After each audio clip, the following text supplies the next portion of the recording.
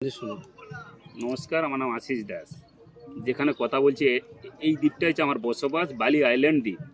আমার সুন্দরবনে মাছ ধরতে গিয়ে লড়াই হয়েছে 2021 সালে নভেম্বর মাসে। আমি জঙ্গল করেছি 18 বছর ধরে। 2021 সালে নভেম্বর মাসে কি হয়েছে, আমরা 5 জন করে বেরিয়ে যাই ছোট ছোট ডিঙ্গি নৌকা নিয়ে, পারাপক্ষে 8 দিনের জন্য বেরিয়ে যাই। আমার সঙ্গে বাঘের লড়াই হয়েছে। আমার মাছ ধরা 7 দিন হয়ে গেছে। 7 দিনের দিন সন্ধ্যের একটু আগে আকাশে একটা মেঘ উঠে গিয়েছিল সুন্দরবনে। যে মেঘ উঠে গেছে, আমার কাছাকাছি একটা সরু খাঁড়ি খাল ছিল, ধুবনির খাল।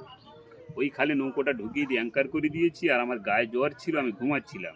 কিছুক্ষণ পরে আমার যে আরও 4 জন সঙ্গী ছিল, ওরা চিৎকার করতে আমার ঘুম ভেঙে গেছে।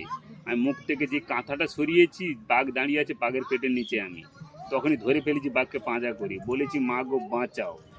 ফেটে গেছে, আমি কানে শব্দটা পেয়েছি। তারপর 8 মাস পরে জ্ঞান এসেছে। 8 মাস পরে দেখলাম আমার কোথায় কি বাঘে করেছে। ভালো করে দেখো।